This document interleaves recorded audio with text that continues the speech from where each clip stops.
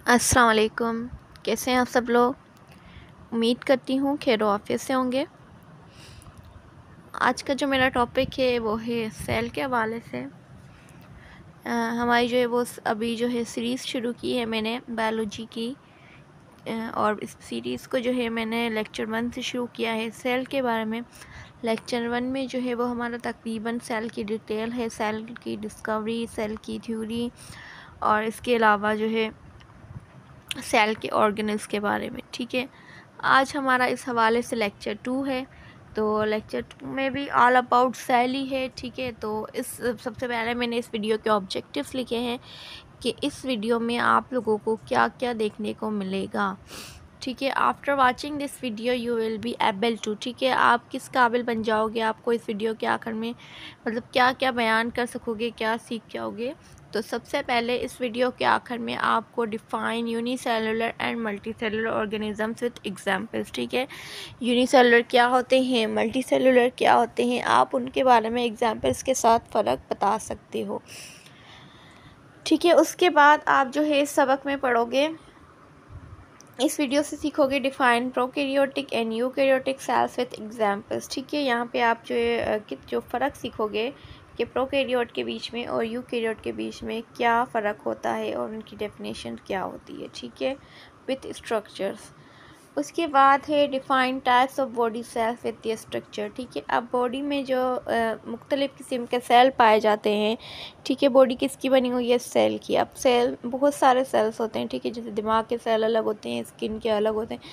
तो यहाँ पे मैं आपको कुछ सेल की टाइप्स पढ़ाऊँगी जो कि MCQs पॉइंट ऑफ व्यू के हवाले से और किसी भी MD के टेस्ट या किसी भी टेस्ट के हवाले से अहम है। ठीक है, तो ये सारे जो हैं वो आज की वीडियो के हमारे ऑब्जेक्टिव्स हैं। आइए चलते हैं आज की वीडियो की तरफ।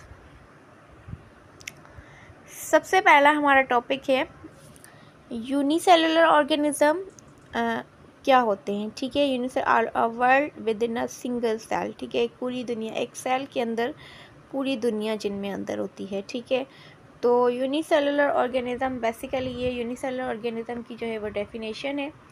ठीक है, तो यूनिसेलुलर ऑर्गेनिज्म क्या होते हैं। Unicellular organisms are made up of just one cells. ठीक है, वो जानदार जो कि सिर्फ एक सेल से बने हुए हों उनको कहा जाता है यूनिसेलुलर ऑर्गेनिज्म। ठीक है, यूनी का मकसद होता है वन। ठीक है, यूनी मीन्स वन और सेलुलर वर्ड निकला है सेल से, तो मीन्स ये वन सेल वाले ऑर्गेनिज्म होते हैं where all life process occur. ठीक है, क्योंकि इनके पास एक ही सेल होता है तो इनके जितने भी फंक्शंस होते हैं वो सारे उसी सेल के अंदर होते हैं। ठीक है, चाहे डाइजेशन हो, चाहे रेस्पिरेशन हो, चाहे एक्सक्रीशन हो, जितने भी इनके सिस्टम्स होते हैं वो एक ही सेल में होते हैं क्योंकि इनके पास होता ही एक सेल है। ठीक है, उसके बाद अगर इनकी एग्जांपल्स की तरफ आएँ तो यूनिसेलुलर की एग्जांपल्स क्या होती हैं। यूनिसेलुलर की एग्जांपल में हमारा आ जाता है बैक्टीरिया, प्रोटोजोआ, यीस्ट। ठीक है, इस तरीके के और भी जानदार ये सारे वो हैं जो यूनिसेलुलर हैं जिनको हम आम आँख से नहीं देख सकते। ठीक है, इनको देखने के लिए हमें क्या चीज़ चाहिए होती है, माइक्रोस्कोप की ज़रूरत पड़ती है इनको देखने के लिए। ठीक है, इनकी तस्वीर भी यहाँ पे लगी हुई है। ठीक है, जैसे ये अमेबा है, अमेबा जो है वो क्या है, एक यूनिसेलुलर है, आम आँख से आपको नहीं नज़र आएगा। इसी तरीके से ये यूग्लिना है। ठीक है, यूग्लिना भी एक यूनिसेलुलर है। फिर पैरामीशियम है, फिर ये बैक्टीरिया है। तो ये सारे किसकी एग्जांपल हैं, यूनिसेलुलर ऑर्गेनिजम्स की। ठीक है, तो यूनिसेलुलर ऑर्गेनिज्म वो जो एक सेल के बने हुए होते हैं और उनकी एग्जांपल्स क्या होती हैं, बैक्टीरिया, प्रोटोजोआ एंड यीस्ट। ठीक है, क्योंकि इनके पास एक ही सेल होता है तो इनके सारे फंक्शन उसी सेल के अंदर हो रहे होते हैं। ठीक है, अब आगे चलते हैं। यूनिसेलुलर के बाद हमारा अगला टॉपिक है मल्टीसेलुलर। ठीक है, मल्टीसेलुलर ऑर्गेनिजम्स क्या होते हैं। ठीक है, सबसे पहले मल्टीसेलुलर ऑर्गेनिज्म की डेफिनेशन पे आ जाते हैं कि multicellular organisms are made up of multiple specialised cells that work together to form complex structure. ठीक है, ये जो है ये किसके बने हुए होते हैं, मल्टीसेलुलर ऑर्गेनिज्म उनको कहते हैं जो बहुत सारे सेलों के बने हुए होते हैं, ठीक है, मल्टीपल सेल्स के, ठीक है, मल्टी मीन्स मेनी, ठीक है, जो ज़्यादा सेल्स के बने हुए होते हैं और इनमें स्पेशलाइजेशन होती है सेल्स की, ठीक है, स्पेशलाइज सेल्स होते हैं, मीन्स इनका हर पार्ट जो है वो अलग दिखता है, क्योंकि हर इससे के इनके सेल अलग होते हैं, ठीक है, स्पेशलाइज सेल्स होते हैं, मीन इनमें एक किस्म के सेल नहीं होते बल्कि डिफरेंट टाइप्स के सेल पाए जाते हैं, ठीक है, जैसे मिसाल के तौर पे ब्रेन के अलग, स्किन के अलग, ब्लड के अलग, ठीक है, that work together to form complex structure, ठीक है, और ये सारे सेल मिलके क्या बनाते हैं, कॉम्प्लेक्स स्ट्रक्चर बनाते हैं, ठीक है, एक बड़ा स्ट्रक्चर, हार्ड स्ट्रक्चर बनाते हैं बॉडी का, ठीक है। तो मल्टी सेलुलर ऑर्गेनिज्म वो होते हैं जिनके बहुत सारे सेल्स होते हैं और स्पेशल किस्म के सेल्स होते हैं, स्पेशलाइज सेल्स होते हैं, ठीक है। अब इनकी जो एग्जाम्पल पे आ जाते हैं, तो इनकी एग्जाम्पल जो भी हम तकरीबन आम आँख से चीज़ें देख रहे हैं वो सारी की सारी हमारी आ जाती हैं मल्टी सेलुलर में, ठीक है। जैसे कि इसकी एग्जाम्पल में आ गया प्लांट्स, एनिमल्स, जितने भी प्लांट्स आपको नज़र आ रहे हैं, एनिमल्स जितने भी नज़र आ रहे हैं, ठीक है, इवन हम भी आ गए इसमें, क्योंकि बायोलॉजी हमें भी जो है वो एनिमल्स से काउंट करती है, तो हम भी मल्टी सेलुलर में आ गए। इसके अलावा फंजाई जो है वो भी मल्टी सेलुलर में आ जाती है, ठीक है। फंजाई क्या होती है, जो अक्सर औकात जो है वो अगर हम ब्रेड रख देते हैं कुछ दिनों के बाद जो ब्रेड पे जो ग्रीनरी आ जाती है उसको वो भी एक किस्म फंजाई की किस्म में, ठीक है, फंजाई एक जानदार है और वो किस टाइप में आता है, मल्टी सेलुलर में, ठीक है। तो मल्टी सेलुलर की डेफिनेशन हो गई आगे समझ में कि मल्टी सेलुलर वो होते हैं जो एक से ज़्यादा सेल्स के बने हुए होते हैं, कॉम्प्लेक्स स्ट्रक्चर होता है इनका, इनकी एग्जांपल में प्लांट आ जाते हैं, एनिमल्स आ जाते हैं और फंजाई आ जाते हैं, ठीक है। अगर इस तरफ देखें तो ये पूरी डायग्राम्स जो है वो मल्टी सेलुलर की हैं, ठीक है। ये ट्री हो गया, ये जेली फिश, फ्लावर और जो है इंसेक्ट और इवन गर्ल, इंसान, ठीक है। तो ये सारी एग्जाम्पल आ जाती है हमारी मल्टी सेलुलर में, ठीक है। आगे चलते हैं, the remarkable structures of cells, ठीक है। अब सेल्स कुछ होते हैं प्रोकैरियोट और कुछ होते हैं यूकैरियोट, ठीक है। अक्सर ये टर्म आपने सुनी है, प्रोकैरियोट और यूकैरियोट, ठीक है। इसकी डेफिनेशन पे आने से पहले, डेफिनेशन को समझने के पहले मैं आपको इसका स्ट्रक्चर दिखाना चाहूँगी, तो कि आप जो है खुद ही जो है इसका फ़र्क समझने से पहले इसको खुद देखें कि क्या आपको इसमें फ़र्क नज़र आ रहा है, ठीक है। अगर हम इसके स्ट्रक्चर पे गौर करें तो ये हमारा प्रोकैरियोट सेल है और ये हमारा यूकैरियोट सेल है, ठीक है। अगर आप देखेंगे तो ये आपको वो बहुत ज़्यादा सिंपल नज़र आएगा, जबकि ये आपको कॉम्प्लेक्स नज़र आएगा, ठीक है। मतलब इसके अंदर इतने आपको कचरा नज़र नहीं आ रहा, कि मेरा मकसद है ऑर्गेनल्स नज़र नहीं आ रहे सेल के हिस्से, और इसके अंदर ज़्यादा हिस्से नज़र आ रहे हैं आपको, ठीक है। इसके अलावा अगर दूसरा फ़र्क हम देखें तो ये छोटा है, ये साइज़ में क्या है, बड़ा है, ठीक है। इसके अंदर मेजर फ़र्क अगर हम देखें तो यहाँ पे देखें इसका न्यूक्लियस जो है ये पूरा मटेरियल यूँ फैला हुआ है, ठीक है, मतलब इकट्ठा नहीं किया हुआ, ना इसके ऊपर कोई मेम्ब्रेन है, ये पूरा साइटोप्लाज्म के अंदर फैला हुआ है, ठीक है। अगर जो है इसके न्यूक्लियस की तरफ आ जाते हैं तो ये देखें एक बिल्कुल बीच में रखा हुआ है ब्लू कलर का, और बिल्कुल जो है वो मेम्ब्रेन के साथ कवर हुआ है, कुछ भी वो बाहर से नज़र नहीं आ रहा, ठीक है। तो ये यूनिसेलुलर ये प्रोकैरियोट की एग्जांपल है और ये यूकैरियोट की एग्जांपल है, ठीक है। अब आते हैं इसकी डेफिनेशन की तरफ। अब प्रोकैरियोट सेल कौन से होते हैं, ठीक है। प्रोकैरियोट जो है वो क्या होते हैं, सिंपल इन स्ट्रक्चर, ठीक है। जैसे अभी हमने देखा कि इनका स्ट्रक्चर बिल्कुल सिंपल था। Prokaryote cell lack a nucleus and other membrane organelles, ठीक है। इनके पास न्यूक्लियस प्रॉपर नहीं होता, मीन्स मेम्ब्रेन वाला न्यूक्लियस नहीं होता, और ना ही जो मेम्ब्रेन वाले अदर ऑर्गेनल्स होते हैं, आपको जैसे मैंने दिखाया कि उसके अंदर इतने ऑर्गेनल्स नहीं थे, इसके अंदर बहुत सारे ऑर्गेनल्स थे। तो प्रोकैरियोट सेल के अंदर सारे मेम्ब्रेन वाले जो ऑर्गेनल्स होते हैं जिनके ऊपर कवर होता है वो प्रोकैरियोट सेल में नहीं होते। They are found in bacteria and archaea bacteria, ठीक है। प्रोकैरियोट सेल किसके अंदर होता है, बैक्टीरिया के अंदर। इसकी एग्जाम्पल क्या है प्रोकैरियोट सेल्स की, ठीक है। तो ये अक्सर जो है वो यूनिसेलुलर में ही होते हैं, प्रोकैरियोट कभी भी यूकैरियोट नहीं, प्रोकैरियोट कभी भी मल्टी सेलुलर के अंदर नहीं पाया जाता, ठीक है। तो प्रोकैरियोट हमेशा यूनिसेलुलर में ही होते हैं, और यूनिसेलुलर भी कौन से, बैक्टीरिया और आर्ची बैक्टीरिया। अब है यूकैरियोटिक सेल। यूकैरियोटिक सेल में क्या होता है, ये कॉम्प्लेक्स होता है, इसका स्ट्रक्चर आपने देखा होगा, थोड़ा सा मुश्किल है और बड़ा होता है। और यूकैरियोटिक सेल है वह न्यूक्लियस, उसके बाद प्रॉपर न्यूक्लियस होता है और प्रॉपर ऑर्गेनल्स होते हैं।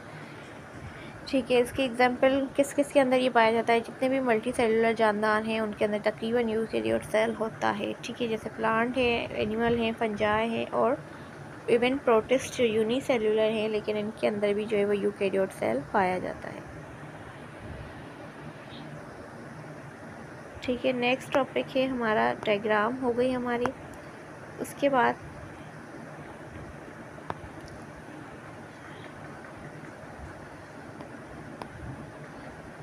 ठीक है, उसके बाद अगला जो है मज़ीद इसकी डिटेल है प्रोकैरियोट और यूकैरियोट की, कि प्रोकैरियोट सेल जो है वो स्मॉलर होते हैं साइज़ में और ये लार्ज होते हैं।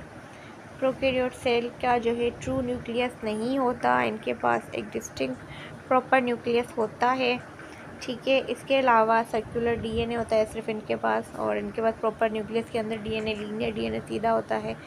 They reproduce through binary fission. ठीक है, इनकी रिप्रोडक्शन एसेक्सुअल रिप्रोडक्शन होती है और वह किस मेथड से होती है, बाइनरी फिजन। ठीक है, और इनकी जो रिप्रोडक्शन है वो दो तरीके की सेल डिवीजन से होती है, माइटोसिस से भी और मियोसिस से भी।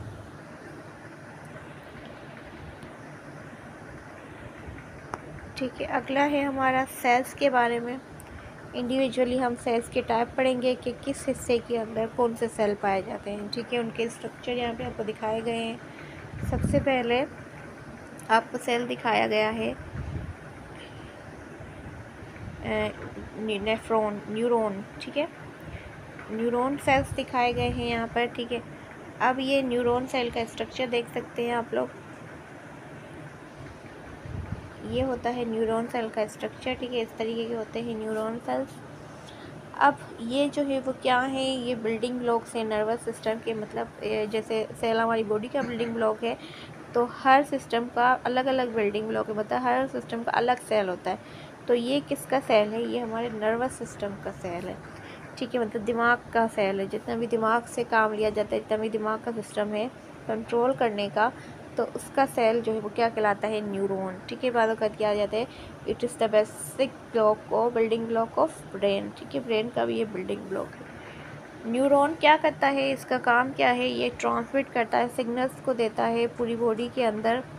ठीक है, और जो है पूरी बॉडी को एक दूसरे से कनेक्शन में रखता है, कम्युनिकेशन में रखता है और कोऑर्डिनेशन में रखता है। मीन जहाँ भी कोई गड़बड़ होती है तो न्यूरॉन उसको डिटेक्ट करते हैं, उसको डिटेक्ट करके वो ब्रेन तक मैसेज पहुँचाते हैं और ब्रेन जो है उस मसले को हल करता है। तो मीन्स कि इसका सारा न्यूरॉन का काम है कि मैसेज ट्रांसफ़र करना। ठीक है, सिग्नल्स ट्रांसफ़र करना एक जगह से बॉडी के दूसरे हिस्से तक और दूसरे हिस्से से लेके दिमाग तक।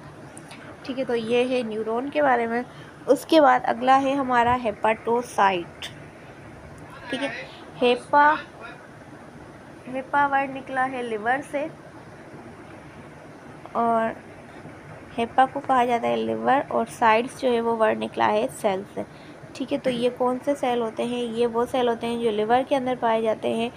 हेपाटोसाइट्स play a crucial role in metabolism. ठीक है, अब ये क्या करते हैं, ये लिवर के सेल हैं, तो मीन्स लिवर के अंदर जितने भी काम हो रहे हैं वो कौन कर रहे होते हैं, हेपाटोसाइट। ठीक है, जैसे मिसाल के तौर पे हमारी मेटाबॉलिज्म का अमल करना, वो भी हेपाटोसाइट कर रहे होते हैं। डिटॉक्सिफिकेशन। ठीक है, डिटॉक्सिफिकेशन कहते हैं कि जितना D means removal, toxic means harmful. ठीक है, तो रिमूवल ऑफ हार्मफुल कंपोनेंट। ठीक है, डी मीन्स रिमूव। ठीक है, तो जितने भी हमारी बॉडी में नुकसानदेह चीज़ें होती हैं उसको बाहर निकालने का प्रोसेस कहलाता है डिटॉक्सिफिकेशन। मीन्स उसके जो हार्म इफ़ेक्ट है वो ख़त्म करने का अमल डिटॉक्सिफिकेशन कहलाता है, और ये लिवर करता है। ठीक है, इसके अलावा लिवर क्या करता है, प्रोडक्शन ऑफ बाइल। ये भी हेपाटोसाइट का काम है कि लिवर के अंदर बाइल का बनाना। ठीक है, बाइल क्या है, एक किस्म का केमिकल है जो हमारी डाइजेशन में हेल्प करता है स्मॉल इंटेस्टाइन में जाकर। ठीक है, ये था हेपाटोसाइट। उसके बाद ये इस तरीके का इसका स्ट्रक्चर होता है। अब है हमारा नेफ्रॉन। ठीक है, अच्छी नेफ्रॉन और न्यूरॉन थोड़े से मिलते जुलते नाम है, अक्सर इसमें कन्फ्यूजन हो जाती है स्टूडेंट को। ये सिर्फ यू का फ़र्क है और इसमें पीएच का फ़र्क है, ठीक है। तो नेफ्रॉन सेल्स होते हैं किडनी के, जबकि न्यूरॉन सेल्स होते हैं दिमाग के, ठीक है। ये किडनी का स्ट्रक्चरल यूनिट है। These microscopic structures in the kidney, ठीक है। ये किस में पाए जाते हैं? किडनी, मतलब ये किडनी, पूरी जो किडनीज हैं वो किसकी बनी हुई है? नेफ्रॉन की। इनका काम क्या होता है? जो किडनी का काम होता है, ठीक है, क्या करते हैं? ये फिल्टर करते हैं ब्लड को, ठीक है, ब्लड को साफ़ करते हैं और उसके अंदर वाटर की कंसंट्रेशन को नॉर्मल करते हैं और आयन, मतलब जितने भी उसके अंदर आयन होते हैं उसको बैलेंस में रखते हैं, और जितना भी बॉडी के अंदर वेस्ट प्रोडक्ट है उसको बॉडी से बाहर निकालना। तो ये सारा काम मीन्स आपके ब्लड को फ़िल्टर करना, आपकी बॉडी को फ़िल्टर करना, आपके वेस्ट को बाहर निकालना, ये सारा इस किडनी के सेल का काम है, नेफ्रॉन का। इसका स्ट्रक्चर इस तरीके से होता है, ठीक है। आगे चलते हैं। अगला सेल है हमारा ओस्टियोसाइट, ठीक है। ओस्टियोसाइट जो है वो, ओस्टियो वर्ड जो है वो निकला है बोन्स से, ठीक है। तो ओस्टियोसाइट मतलब बोन्स के सेल, ठीक है।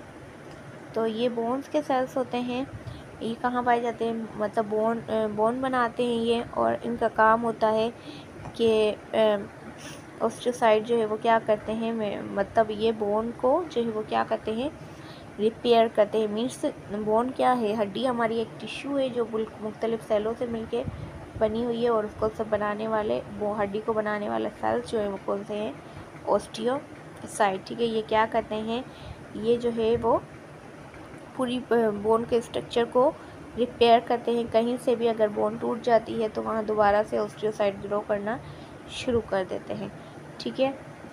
और जो है ये क्या करते हैं? डिपोजिशन करते हैं मिनरल्स की, मतलब बॉडी में मिनरल्स को जमा करते हैं और रीअब्जॉर्ब करते हैं, ठीक। उसके बाद अगले सेल हैं हमारे कॉन्ड्रोसाइट्स।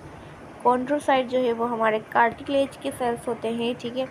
कार्टिलेज जो है वो हमारी सॉफ्ट बोन्स कहलाती हैं, मतलब जहाँ भी जिस हिस्से पे भी हमारी सॉफ्ट बोन्स है तो वो हिस्सा जो है वो किसका बना हुआ है? कार्टिलेज का, ठीक है। अब जैसे हमारे कान पे होती है कार्टिलेज, इसी तरीके से जो है अंदर हमारी ट्रेकिया के अंदर कार्टिलेज लगी होती है। मीन्स इसकी एक सॉफ्ट किस्म की बोन होती है और इसके सेल्स क्या होते हैं? कॉन्ड्रोसाइट, ठीक है। Chondrocyte produce and maintain the extra cellular matrix giving cartilage. अब ये बॉडी को क्या करती है? ठीक है, ये बॉडी को फ्लेक्सिबल रखती है, ठीक है। फ्लेक्सिबिलिटी जो है वो प्रोवाइड करती है। तो ये था कॉन्ड्रोसाइट का काम। आगे चलते हैं, ठीक है। यहाँ पे पूरा डिफ़ाइन किया हुआ है कि पहले सिंगल सेल होता है और फिर सिंगल सेल के बाद जो है वो बारी बारी जो है कुछ जानदारों का सिंगल सेल होता है, सिंगल सेल के बने हुए होते हैं और उनके सारे प्रोसेस वहीं पे हो रहे होते हैं। और फिर कुछ जो है वो कॉम्प्लेक्स होते हैं, मल्टी सेल ऑर्गेनिज्म होते हैं और उनके जो है वो सारे उनके एक स्पेशलाइज किस्म के सेल्स होते हैं, स्ट्रक्चर होता है स्पेशल किस्म का, ठीक है। तो ये सारे जो है मिस्ट्रीज हैं जो देखी गई हैं जानदारों के अंदर, ठीक है। Thanks for watching. आज का हमारा जो है वो लेक्चर इतना ही था। उम्मीद करती हूँ आपको समझ आया होगा। अगर इसके मतलब कोई सवाल हो तो आप कमेंट सेक्शन में बताइएगा। अब तक के लिए इतना ही। अल्लाह हाफ़िज़।